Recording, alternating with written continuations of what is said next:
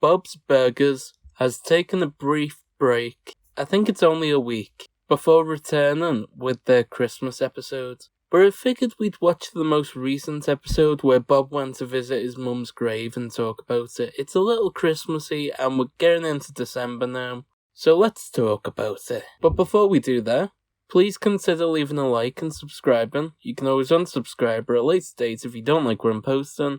It's completely free and no hard feelings if you want to go at a later point. Right then, let's get into it. Showtime.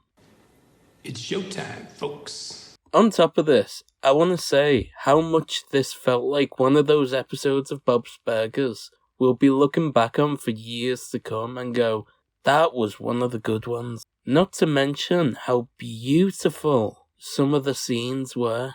The snow wrapped everything together.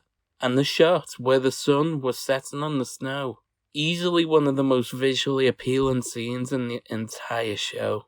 This episode was absolutely gorgeous, and I can't compliment the animators enough. When they were walking to the office in the beginning of the episode, and one of the kids hoped that there would be a fire so they could have a cup of cocoa by it, I felt that. Here I am, cold in my room, wearing a blanket with the heating on. Which isn't cheap, by the way. It's costing about a tenner a day to heat this house. Ridiculous. But anyway, here I was, freezing, and all I wanted was a fire to sit beside with a hot drink to be inside that cabin. I mean, I have a fire and a kettle downstairs, but there's no time for that right now. We're recording a video. Come on. Speaking of that office, that guy in the office was a killjoy, wasn't he? Not letting them leave their cards that they made for Lily. And they just followed his instructions. No way would they have been okay with that normally, especially Louise. They broke the rules by staying in the graveyard after it closed. Why didn't he just leave the cards while he were there? Oh, and we need to talk about Teddy. I love how Teddy made them a new meatloaf despite not wanting to touch the mixture. He's willing to suffer to maintain that friendship, isn't he? Even though, if they had got home and found that the meatloaf had gone, Linda would have just went, oh well, let's make something else. And they would have done just that. But to Teddy, this was the end of their friendship if he didn't have them a meatloaf made for the tea.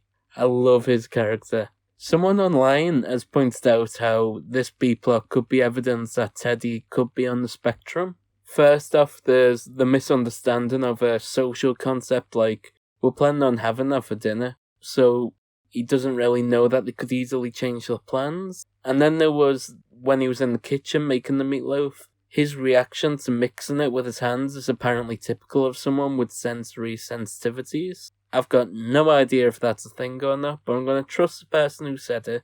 I'm going to take their word for it. Oh, and the woman in the It's an Office, Not a Lodge place was wearing a sunflower pin, which is a globally recognized symbol for non-visible disabilities, also known as hidden disabilities. When Bob was looking at the map of the graveyard, he said it looks like a Xerox of a Xerox, and the kids say something like, stop making up words, Dad.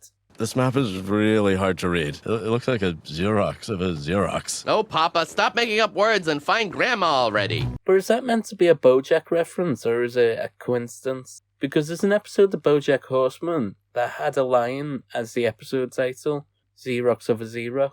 And I'm pretty sure that's not a common saying for a copy of a copy, but I could be wrong. They could say that in America. Let me know in the comments below if you're from America and you say that often.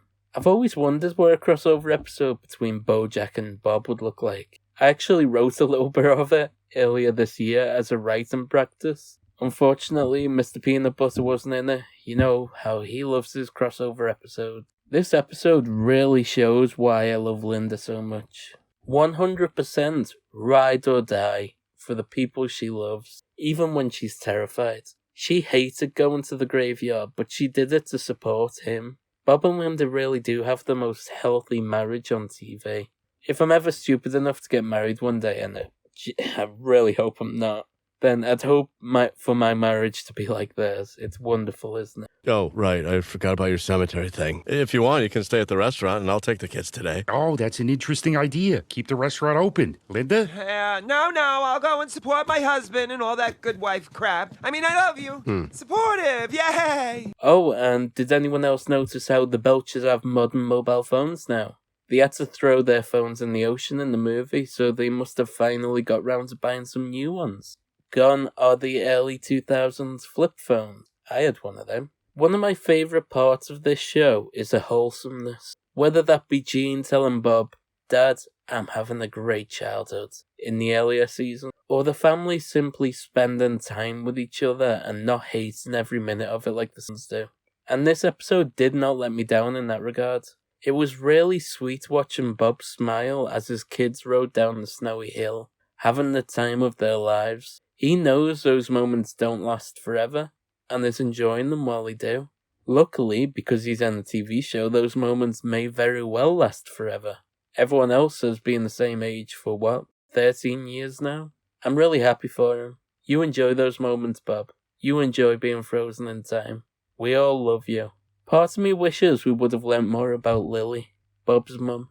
Pretty much all we know about her is that she died when Bob was young, and according to the movie she wore a pink hat like Louise, and she was apparently a lot like Louise. Oh, and didn't he reference in an earlier season how Bob and his mum used to make gingerbread houses together? I'm pretty sure they did. I understand that they're probably keeping it kind of vague for the sake of having something to write about later on, but I wish we got to see what Bob talked about with his mum at the grave, at least, or something like that. Still though, what a wonderful episode. Beautiful. I loved seeing Linda beside the grave, talking to her mother-in-law. One mother to another. I was genuinely tearing up a bit, hearing her talk about how proud she'd be of Bob. I thought this was meant to be a comedy. Why does it make me cry? I was tearing up so much in this episode. What a beautiful episode. Hi, Mom. Right, I know he isn't real, but I genuinely believe that Bob deserves everything good in the world. He is an amazing father, husband and son, who loves his family more than anything. If his mum could see him now, she would be incredibly proud. As I said, I know the show isn't real, but man is it so good that it makes me forget that sometimes. It makes me forget it's a comedy show. Such a beautiful show. Right then, anyway, I'm gonna call it there. I hope you enjoyed this chat on the episode. While you're here, please consider leaving a like and subscribing. You can always unsubscribe or at least state if you don't like what I'm posting. No hard feelings at all. It's completely fine. If you want me to talk about more episodes of Bob's Burgers, all you have to do is ask for it in the comments, and I always do what you request. Right, go and watch these other videos here. I'll let you go. Bye.